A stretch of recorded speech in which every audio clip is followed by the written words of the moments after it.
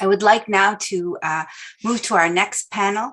We have a wonderful panel lineup on the CIBL Roadmap for Inclusive Policies.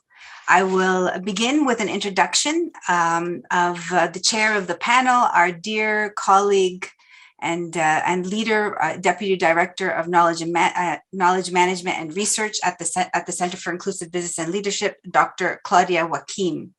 So Dr. Joachim is the Deputy Director of Knowledge Management and Research at CIBL. She is a sociologist with over 15 years of experience in higher education as an educator, researcher, and lead administrator. Dr. Joachim leads the research arm at CIBL by guiding the team efforts on data collection, analysis, and strategic planning of the KIP Index. She also led the policy analysis and reform efforts of the SAWI project. Her work focuses on creating fair and equitable policies and practices for women in the workplace by leveraging local data with multi-stakeholders.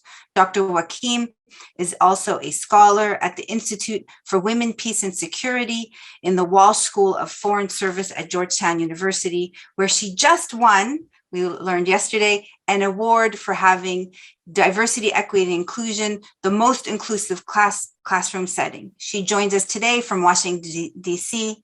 Over to you, Dr. Joachim. Thank you so much, Charlotte. It's great to be among you all today, and we are eager to share the CIBL Roadmap for Inclusive Policies with you in just a moment. Human resource policies and procedures are essential to any organization since they provide a formal rule book on the day-to-day operations for all staff to follow and ensure compliance with national laws and sector-specific regulations. And they give guidance also for decision makers to streamline internal processes. As we are using the acronym DEI, which has become quite the buzzword for employers, I'd like for us to keep on our radar that we are focused on diversity, equity, and inclusion, not diversity, equality, and inclusion. And the distinction here and push for equity takes into consideration that people have different realities, and we need to be mindful of those different experiences, such as those between men and women in human resource policies and practices, if we want to create spaces that are truly inclusive of a diverse workforce that we want to see and maintain in the labor market. So our panel today, so during this panel, I will first be joined by two of my colleagues on the research team who will discuss some interesting data points as they relate to the SAWI project, including a debut of our CIBL Roadmap for Inclusive Policies, which we are delighted to make publicly available and accessible to you all. We will then welcome three of our country partners from Lebanon, Bahrain, and Tunisia, who will share some of the structural and internal challenges they encountered during the policy drafting process, as well as some pleasant surprises that surfaced while they were engaging with decision makers in that phase of the SAWI project. Our country partners were instrumental not only in identifying and mobilizing employers within their countries, but they also worked very closely with them and our team in applying and testing the CIBL Roadmap. And we are delighted to have them on board with us today. If we could just go to the next slide, please. Okay, thank you. So the success of the SAWI project is found in the multi-stakeholder partnership that made the numbers on the screen before you possible. So as you can see here, each country illustrates the number of policies that were drafted for higher education, STEM, banking, and healthcare, with the total number of policies for each country on the bottom. We have a grand total of 112 policies, which is one more policy than the ambassador's video earlier, that now consider women in recruitment, retention, and promotion processes quite clearly. So we hope this panel will illustrate how we were able to connect the dots between research and practice as we share how the efforts of collecting data and building an index along the nuanced data that we do have for the region, some of which are produced by the fantastic scholars on this webinar, help to set a baseline and understanding on employer trends as they relate to the human resource cycle and equity of women in the workplace. Our first panelist, Crystal Abdallah, is a research associate at CIBL. She will share sector-specific trends from the KIP Index and how policy reform efforts made possible by the SAWI project are targeting some existing structural limitations that we see for women within organizations. She will share data on banking, healthcare, higher education, and STEM. Crystal, the floor is all yours. Thank you, Claudia. So our team gathered information from local and regional organizations across the MENA to help us assess our baseline, and we use these data to make decisions. As Claudia mentioned, the KIP Index was helpful and provided us with an abundance of data. We would like to share some of these trends with you and how they fit into the policy work we conducted. So starting with the financial services and the banking sector, the KIP Index reveals a lack of gender-inclusive promotion efforts and a need for more women to be placed in leadership positions. Anti-discrimination and anti-sexual harassment policies also proved to be non-existent or not properly enforced. The SAWI project, the commitment and partnership of our country's partners with employers, is contributing to carving a way for women to be promoted and retained in positions within this sector. Most employers focused their policy reform efforts on promotion and retention. So for promotion, the most drafted policies included gender-inclusive performance evaluation and fair promotion outcomes. And for retention, employers mostly chose anti-sexual harassment and anti-harassment policy, in addition to equal access to training opportunities. This shows that employers in the region are heading in the right direction towards making more women-inclusive workplace policies. Next slide, please.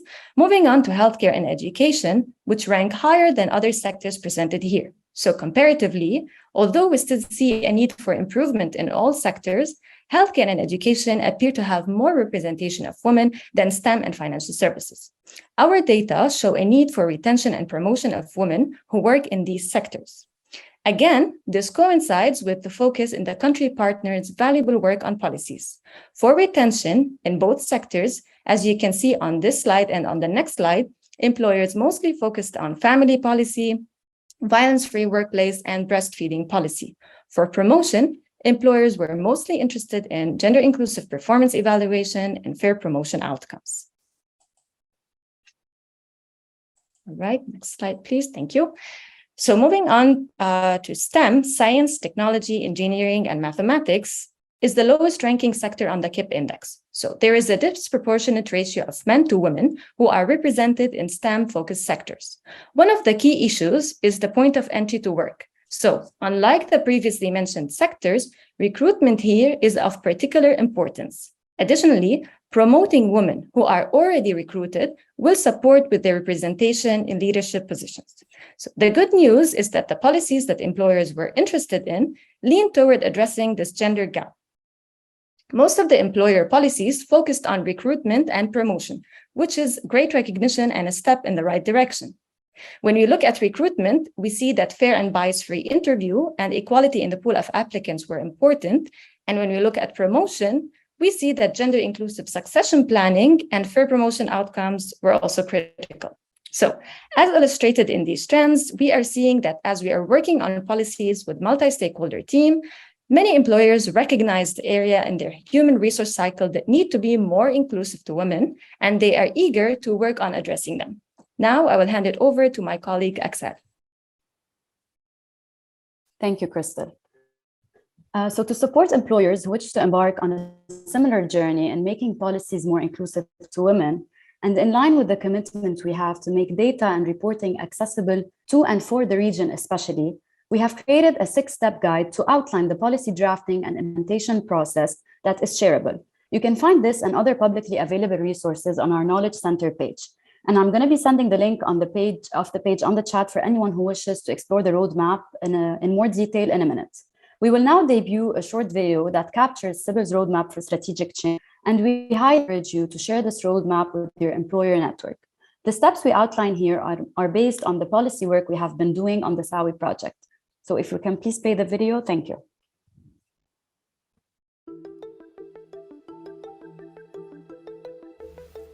The CIBL Roadmap for Strategic Change is a six-step approach that offers employers the resources and information they need to address policy reform efforts that are more inclusive to women.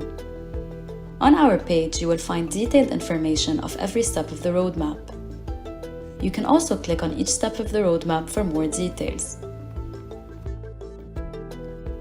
The first step of the roadmap is to create a diversity, equity, and inclusion committee composed of various members of the organization that are knowledgeable, committed, with some of its members having decision-making power to be able to implement the changes. The second step is to conduct a needs assessment by engaging in policy identification meetings to assess existing shortcomings, followed by identifying policies needed. On the website, we've provided general guidelines to help employers prepare for the needs assessment phase. We also developed a tool called the Gender Inclusive Policy Audit that organizations can use to assess the current strengths of their inclusion efforts. In this section, you will also find CIBL's menu of policies that include the three main dimensions related to the human resource cycle: recruitment, retention, and promotion. The third step is the actual policy drafting process, and while we do not share the templates of the policies online, we have developed a guide that helps employers to define the main policy features, consider the legislative landscape, customize the policy according to their needs, and coordinate with legal, finance, and other stakeholders to formulate the required policies. Step 4 of the roadmap outlines the different resources that are necessary in making the policy reform effort in organizations reality. We consider staff members, or people, time, and budget allocation, to name a few. Step 5 describes the different phases of the actual policy rollout, which begins by ensuring coherence across the board, making sure the initiative has visible leadership support, important points to communicate, necessary training, and how to gather helpful feedback as the process unfolds. Finally, Step 6 lays out a number of indicators that shed light on the monitoring and evaluation process needed to reinforce any policy and see change over time, such as including gender disaggregated data. We also offer a way for how employers can follow up on their results. On behalf of SAWI and the CIBL team, we encourage you to explore the Knowledge Center page in more detail and share this roadmap with your employer network.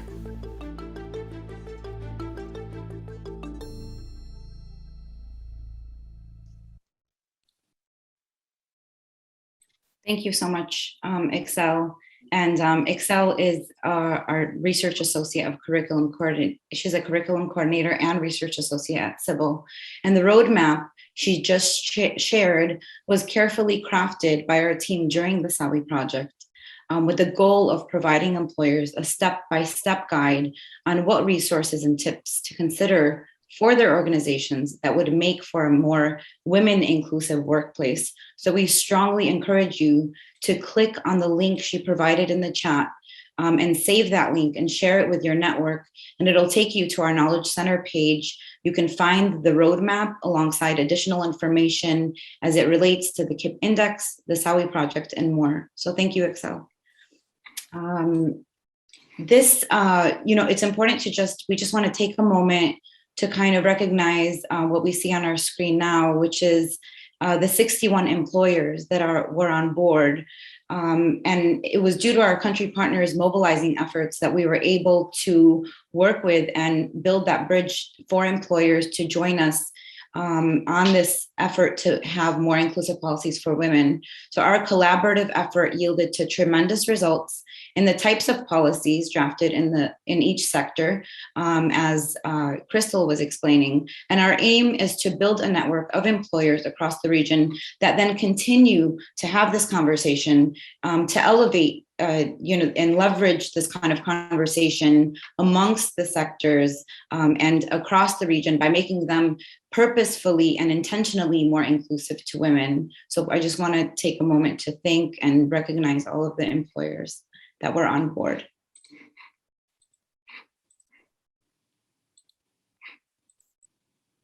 Thank you so much for this very informative and wonderful panel. And now we move on to our next panel on gender lens investing, finance. No, Lama, we're now it's the country partners, and then we'll go to gender lens investing. So just okay. one, I think we have just a few more minutes. All right. Okay, thank you. So now I'll be joined by 3 of our country partners who will delve into some of the challenges that they faced while working on policy reform efforts, as well as some of their pleasant surprises. Our 3 country partners join us from Lebanon, Bahrain, and Tunisia.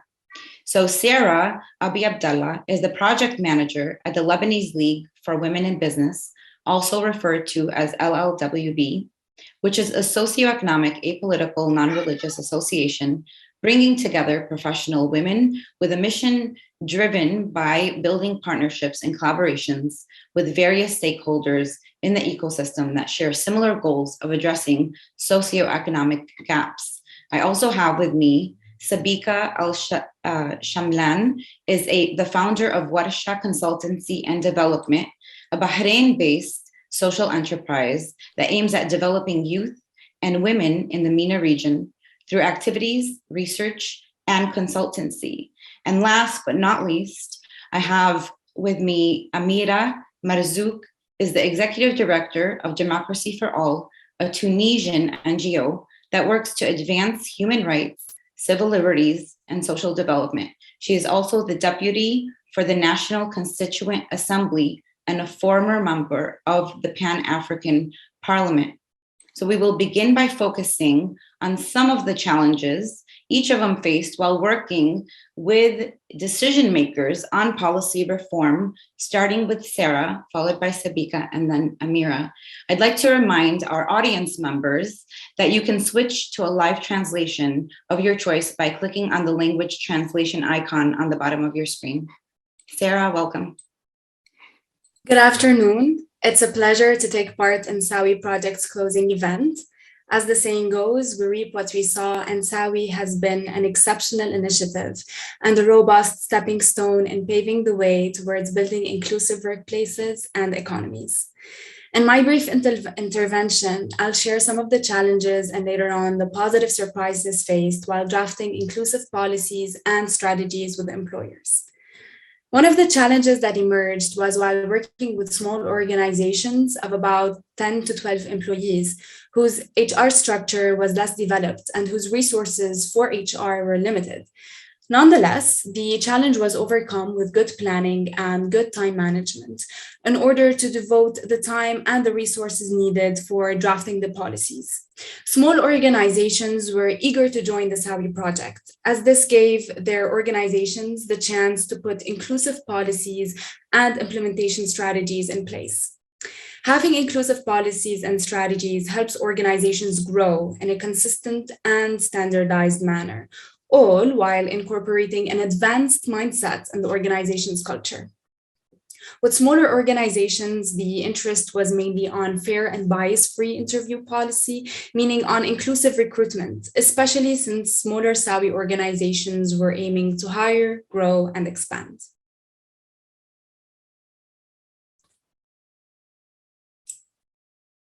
Thank you. Thank you, Sarah.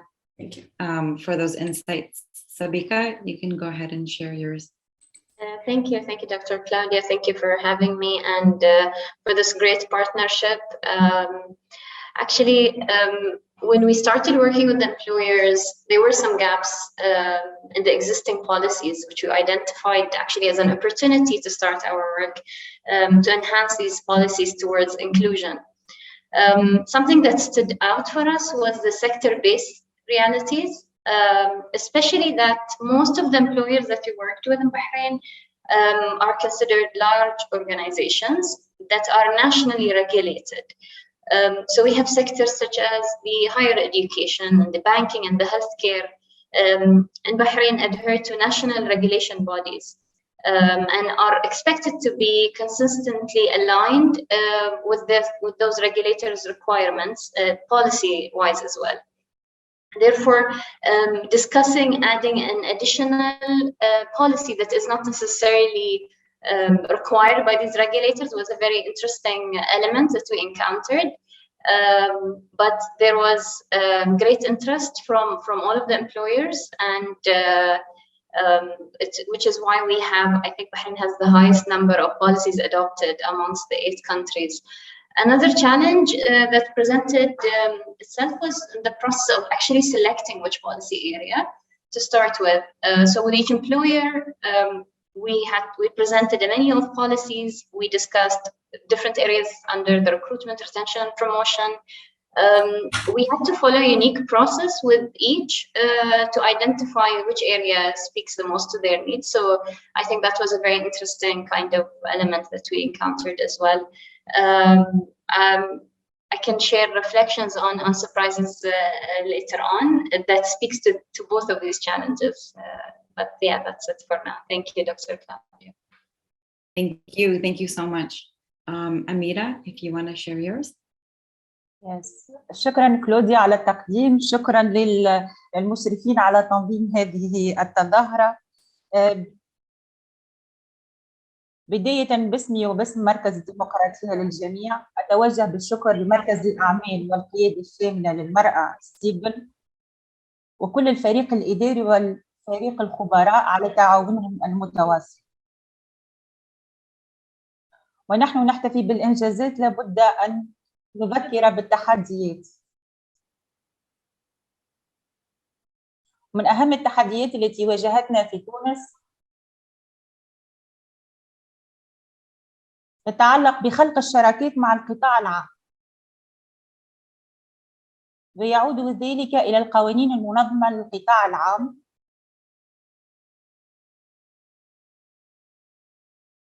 التي تتميز بالخصوصية والتعقيد بالإضافة إلى مركزية القرار الإداري.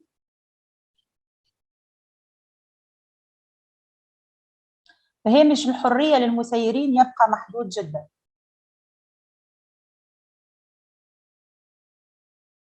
في مقابل القطاع الخاص الذي يتسم أكثر بأكثر مرونة على مستوى سلطة القرار. رغم وجود قوانين تنظيمية فهي ترتبط أكثر برؤية صاحب العمل والأهداف الاستراتيجية للمؤسسة. أما التحدي الثاني فهو قطاعي ويتعلق خاصة بالقطاع المصرفي، حيث يتميز القطاع المصرفي بسياسات داخلية خاصة ترتبط بطبيعة القطاع، حيث تتطلب عملية اعتماد السياسات أن نلتقي مع مختلف أصحاب المصلحة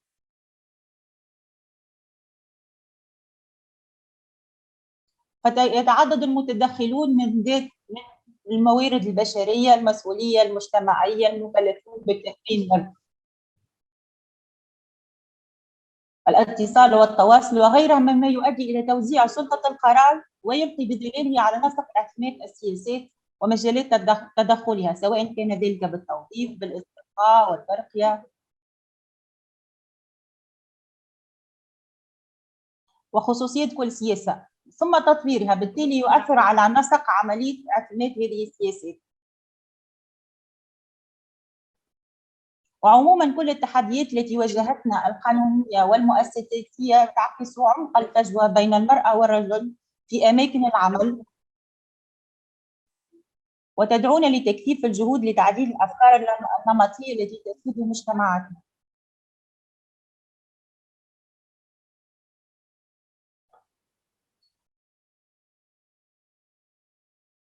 شكرا أميرة. أميرة, just to clarify, because I have the translation, if you go to interpretation on the bottom of your screen and you click on the original audio, you won't hear the translator, so you don't have to pause. Okay, thank you. Okay, thank you everyone for that. Next, we are going to delve into some of the pleasant surprises that were encountered by our country partners. And we will begin with Sarah, followed by Sabika, and then Amira. Sarah, the floor is yours. So when it comes to the surprises faced in the drafting process in Lebanon, they mostly originated from the external situation in the country as employers' focus became distorted and shifted. Nonetheless, once employers were reminded of the purpose and reason for joining SAWI and drafting an inclusive workplace, that's when employers decided to block the outside noise and redirect their energy to SAWI. Employers were mostly thrilled when they knew an implementation strategy was in place, as this meant the policies won't remain words on paper. Moreover, the tracking strategies were a great way to combat the tokenism theory, which meant that the policies are not just going to be drafted for formalities. Rather, their application and evaluation was guaranteed to take place. The tracking mechanism required HR and relevant personnel to regularly exercise record keeping. In addition, this meant having a well-structured evaluation report whereby HR fill and address certain points to see whether the set inclusive policies achieved their objective. The evaluation form also includes suggestions, recommendations, and corrective actions for moving forward. I'd like to conclude with feedback from the managing partner of AMC, one of the Lebanese SAWI employers. Quote, with SAWI project, we found the perfect way to put that inclusive culture we always had into words and formalize the process, unquote. Finally, I'd like to swiftly express my gratitude for CIBL team and LLWB's constant support and guidance throughout the policy drafting process. Having the right expert and professional mentorship helped draft and combat any challenge that came our way in the policy drafting process. Thank you. Thank you, Sarah. We're also very grateful for you and for having you on board. And I know you've been with us for over a year. So thank you so much for your partnership as well. Sabika?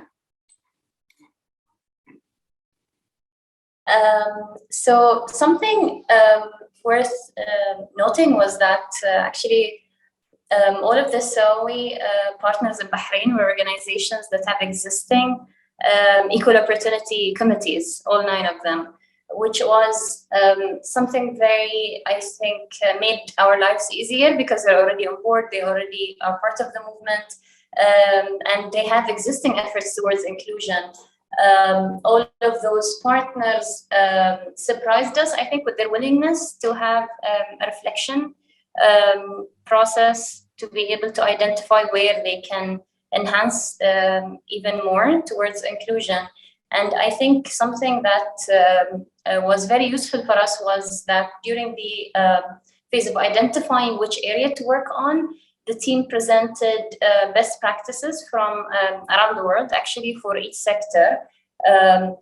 So we have actually, this was very relevant, especially for higher education, as well as for the healthcare sector, where we had our partners were considering themselves competing on the global level or on the regional level. So they were very interested in having this kind of honest analysis to compare what is out there in each of these areas, what is most relevant for them to be able to compete globally within their sector.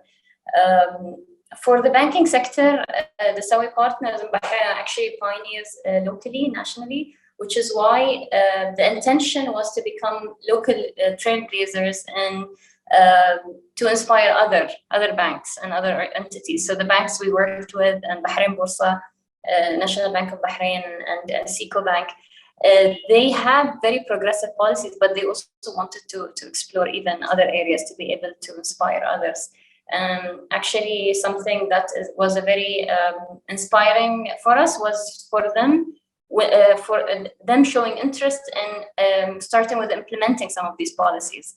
And we had earlier this month, Warsha conducted an anti-harassment, anti-discrimination training with one of these partners, taken as a step forward after the SAWI project. So we're very happy with that. We'd like to acknowledge their intention and their effort, and for you guys, for the team of CIBL, to give us this kind of push for lots of Bahraini companies to take this further. And we're very excited, and we are really encouraging everyone else to also start looking at the implementation strategies and start implementing these policies. Thank you. Thank you. Thank you so much, Sabika, and thank you for all of your efforts in building that bridge. Thank you so much. Amira, if you can share your insight on pleasant surprises. من أهم المفاجآت السارة تعلقت لاحظنا أول مفاجآت كانت في علاقة بالمؤسسات الشريكة وخاصة في قطاع الصحة والتعليم العالي، حيث لاحظنا اهتمام الشركاء بتطوير واعتماد استراتيجيات أكثر شمولية للمرأة، فالحضور المكثف للمرأة في هذين القطاعين جعل أصحاب العمل أكثر حرصاً على تنويع السياسات، فكانت من جانب منها المتعلقة بمناهضة العنف ضد المرأة في أماكن العمل، إدخال مرونة على ساعات العمل، تطوير القيادات النسائية، وهناك الحرص على تنفيذ هذه السياسات والعمل بها. في علاقة من المفاجآت الثانية هي تعلقت بآثار مشروع ساوي، فنحن إلى الآن نتلقى طلبات من مؤسسات راغبة في الانخراط في مشروع ساوي، بالتالي لتطوير سياسات شاملة لتحسين توظيف واستبقاء وترقية المرأة، وذلك بصفة طوعية. مررنا من مرحلة البحث على الشركاء إلى مرحلة انتقاء الشركاء، وخاصة في القطاع المصرفي. في نفس هذا الإطار لقى مشروع ساوي اهتمام من الصحافة الوطنية، مما يفتح المجال لتغيير العقليات من خلال الإعلام الذي يلعب دورا هاما ومحوريا في التعريف بالقضايا الهامة والملحة في مجتمعاتنا. وأخيرا صدور نص قانوني يجيز العمل عن بعد في القطاع العام، وهذا يعتبر إنجاز ويعتبر تغيير سيحدث تغيير على مستوى القطاع العمل وآليات العمل في القطاع، وآليات العمل المعتمدة في القطاع العام. ختاما أقول أن خلق أماكن عمل شاملة أكثر شمولية للمرأة يحتاج العمل على 3 مستويات: القوانين، المؤسسات، والمجتمع.